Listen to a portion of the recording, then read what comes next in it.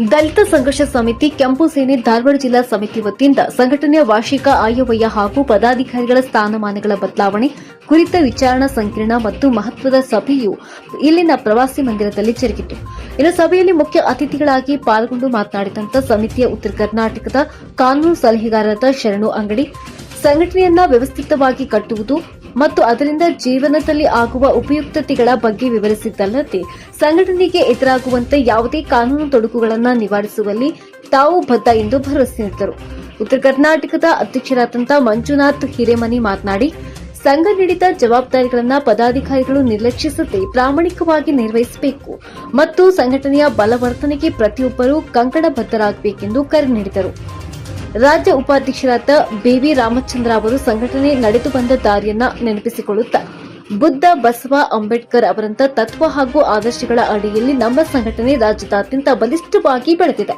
ಯಾವುದೇ ಸಮಸ್ಯೆಗಳಿದ್ದರೂ ಅವುಗಳನ್ನು ಪರಿಹರಿಸಲು ನಾವು ಪ್ರಾಮಾಣಿಕ ಪ್ರಯತ್ನ ಮಾಡುತ್ತೇವೆ ಎಂದರು.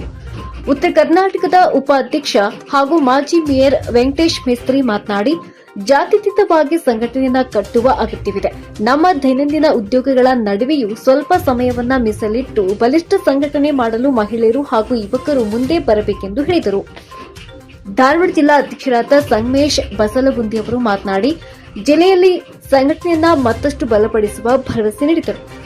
ಜಿಲ್ಲಾ ಕಾನೂನು ಸಲಹೆಗಾರರಾದಂತಹ ಹರೀಶ್ ಪೂಜಾರ್ ಮಾತನಾಡಿ, ಕಾನೂನಿನ ಚೌಕಟ್ಟಿನಲ್ಲಿ ಹಾಗೂ ಮುಖಂಡರ ಮಾರ್ಗದರ್ಶನದಲ್ಲಿ ನಾವೆಲ್ಲರೂ ಮುನ್ನಡೆಯೋಣ ಎಂದರು.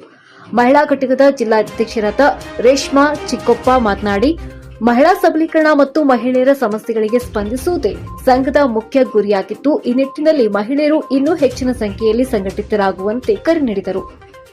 ಈ ಸಂದರ್ಭದಲ್ಲಿ ಪ್ರಮುಖರಾದ ನಾಗರಾಜ್ ಹಿರೇಮನಿ, ಮಲ್ಲಮ್ಮ ಕುಸುಗಲ್, ಕಾಶವ್ವ ಹಳಿಯಾಳ್, ಭಾರತಿ ವಕ್ಕುಂದ್, ಮರಿಯವ್ವ ಮಾದರ್, ಮಂಜುಳಾ ಕಾಳೆ, ಡಿಎಸ್ಎಸ್ ರಾಜ್ಯ ಮುಖಂಡರಾದ ಮೇಘರಾಜ್ ಹಿರೇಮನಿ, ಚಿರಂಜೀವಿ ರಾಥೋಡ್, ಮಂಜುನಾಥ್ ಹಳಿಯಾಳ್, ಶ್ರೀನಿವಾಸ್ ಅವರೊಳ್ಳಿ, ಪುಂಡಲೀಕ್ ತಿರ್ಲಾಪೂರ್, ಮಂಜುನಾಥ್ ವರೂರ್, ಬಸವರಾಜ್ ಶಶಿ, ಗೊರವರ, ಪರಶುರಾಮ್ ಅಂಗಡಿ, ಗೀತಾ ಕಲ್ಲೂರು, ರೇಣುಕಾ ಕಾಳೆ, ಸವಿತಾ ಕೊಟಪಾಗಿ, ದುರ್ಗಪ್ಪ ಅಂಗಡಿ, ಶಶಿಕುಮಾರ್ ಸೇರಿದಂತೆ ಹಲವು ಪದಾಧಿಕಾರಿಗಳು ಹಾಗೂ ಕಾರ್ಯಕರ್ತರು ಉಪಸ್ಥಿತರಿದ್ದರು. ನ್ಯಾಷನಲ್ ಹೈವೇ ಇದರೊಳಗೆ ಕೇಸ್ ನಡೆಸ್ತಾ ಇದ್ದೀನಿ. ಅದರಲ್ಲಿ 7,000 ಕೇಸನ್ನು ಬಗೆಹರಿಸಿದ್ದೀನಿ. ರೈತರಿಗೆ ನ್ಯಾಯ ಕೊಡಿಸಿದ್ದೀವಿ, ದಲಿತ ಹೆಣ್ಣು ಮಕ್ಕಳಿಗೆ ನ್ಯಾಯ ಕೊಡಿಸಿದ್ದೀವಿ. ಎಷ್ಟೋ ಕಷ್ಟ ನೊಂದೋರು ಅಂತ ಬಂದಾಗ ನನ್ನ ಕಡೆಯಿಂದ ಆದಷ್ಟು ಸಹಾಯ ಮಾಡಿದ್ದೀನಿ.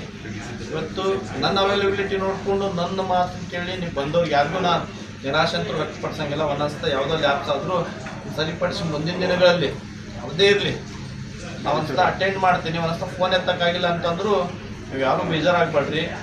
ನಂದೇನು ಕಾನೂನು ಕೆಲಸ ಕೊಟ್ಟಿದ್ರಿ ಅದನ್ನ ಅಚ್ಚುಕಟ್ಟಾಗಿ ಮಾಡ್ತೀನಿ ನಾನು, ಅದ್ರಿಗೆ ಯಾರು ಪ್ರಶ್ನೆ ಇಲ್ಲ. ಮುಂದೆ ಶಿಕ್ಷಣದಲ್ಲಿ ಜ್ಞಾನಶೀಲ ಏಕತೆ ಅಂತ ಬರ್ತೈತಿ ಮನುಷ್ಯಾಗ. ನಿಮ್ಮ ಮಕ್ಕಳು ಏನೇ ಇದ್ರು ಹೇಳ್ರಿ, ನನ್ನ ಕಡೆ ಜ್ಞಾನಶೀಲ ಏಕತೆ. ಅದಕ್ಕೆ ನಿಮ್ಗೆ ಏನು ಕಟಿಬದ್ಧವಾಗಿ ನಿಮ್ಮ ಮಕ್ಕಳಿಗೆ ಕಲಿಸ್ಲಿಕ್ಕೆ ಅದು ಕಾಲೇಜ್ ಇರಲಿ, ಒಂದು ಯಾವುದೋ ಒಂದು ಜಾಬ್ ಇರಲಿ, ನನ್ನ ಕಡೆ ಏನು ಸಾಧ್ಯ ಆಗತ್ತೆ ಅದನ್ನು ಮಾಡೋದು. ಇಂಡಸ್ಟ್ರಿಯಲ್ ಇದ್ರೊಳಗಾಗಲಿ, ಕೃಷಿ ಇಲಾಖೆದಾಗಲಿ, ಯಾವುದೇ ಹಂತದಲ್ಲಿ. ಈ ಹಿಂದೆ ಸುಮಾರು ಜಾಬ್ ಫೇರ್ ಮಾಡಿದ್ದೀವಿ ನಾವು. ಜಾಬ್ ಫೇರ್ ಅಲ್ಲೇ ಆರ್ಡರ್ ಕಾಪಿ ಕೊಡಿಸಿ ನೌಕರಿ ಕೊಡಿಸಿದ್ದೀನಿ. ಇವತ್ತು ಬೆಂಗಳೂರು, ಪುಣೆ, ಧಾರವಾಡ ಗ್ರಾಮೀಣ ಎಲ್ಲಿ ಇಂಡಸ್ಟ್ರಿ ಇರ್ತಾವಲ್ಲ ಲಿಸ್ಟ್ ಮಾಡಿ, ಆ ಇಂಡಸ್ಟ್ರಿಗಳದೆಲ್ಲ ಲಿಸ್ಟ್ ಮಾಡಿ ಇಷ್ಟ್ರಿಗೂ ಪ್ರತಿಯೊಬ್ಬರಿಗೂ ನೌಕರಿ ಕೊಡಿಸಿ ಅವ್ರಿಗೆ ಆರ್ಡರ್ ಕಾಪಿ ಕೊಡಿಸಿ ಇವತ್ತು ಅವ್ರು ಬಾಳ್ವೆಗೆ ನಾವು ಹಚ್ಚಿರುವಂಥದ್ದು ನಮ್ಮ ವಿಶೇಷ. ನನ್ನ ಲಾ ಫಾರ್ಮ್ಲಿಂದ ಅದೇ ರೀತಿ ಸಂಘಟನೆ ಏನು ಜವಾಬ್ದಾರಿ ಕೊಟ್ಟರು ನಿಮ್ಮ ಮುಂದಿನ ದಿನಗಳಲ್ಲಿ ನಾನು ಮಾಡ್ತೀನಿ.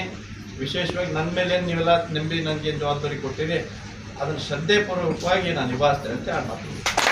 ರೀತಿ ಒಳಗೆ ಕೆಲವೊಂದು ಜನ ಸಂಘಟನೆದವರು, ಕೆಲವೊಂದು ಸಮಾಜದವರು ಅದನ್ನು ದುರುಪಯೋಗಪಡಿಸ್ಕೊಂಡಿದ್ರು.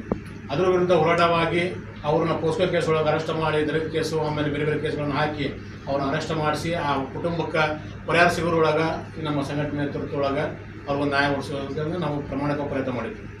ಅದೇ ರೀತಿ ಇವತ್ತು ಮತ್ತೊಂದು ಘಟನೆ, ಒಂದು ಅಲ್ಲೇ ಹಜಾರಿಲ್ಲ ಅವರು ಮರಾಠ ಸಮಾಜ ಇರಲಿ, ಅವ್ರು ಯಾರು ಸಮಾಜ ನಮ್ಮ ಸಂಘಟನೆ ಸಂಬಂಧವರು. ಅವರು ಒಂದು ಹೆಣ್ಮಕ್ಳಿಗೆ ಅವರು 1921 ಇಸ್ವಿಲಿಂದ ಅವರ ಆಸ್ತಿ, ಅವ್ರ ಹೆಸರು ಮ್ಯಾಗಿದ್ದಂಥ ಆಸ್ತಿ, ಅವರು ಖರೀದಿ ಮಾಡಿದಂಥ ಆಸ್ತಿ, ಕೆಲವೊಂದು ಫಸ್ಟ್ ಅಧಿಕಾರಿಗಳು ಹಣದ ಆಮಿಷಗಳಿಗೆ ಅವರ ಬೇರೆ ಬೇರೆ ಒಂದು ಇವ್ರ ನೋಡಿ ಲ್ಯಾಂಡ್ ಮಾಫಿಯಾರ್ ನೋಡಿ ಸೇರ್ಕೊಂಡು ಆ ಹೆಣ್ಮಗಳಿಗೆ ಅನ್ಯಾಯ ಮಾಡಿ ಅವ್ರ ಹಿಂದೆ ಮುಂದೆ ಯಾರಲ್ಲ ತಾಯಿ ಮಗಳು ಬರೋದಾರ ಅವ್ರಿಗೆ ಅದರ ಆಸ್ತಿಯನ್ನು ಕರ್ಕೊಂಡು ಬೇರೆಯವ್ರ ಹೆಸರು ಎಂಟ್ರಿ ಮಾಡಿ ಆ ಕಬ್ಜಾ ಬೀಳಿ ಹಾಕಿದ್ರು.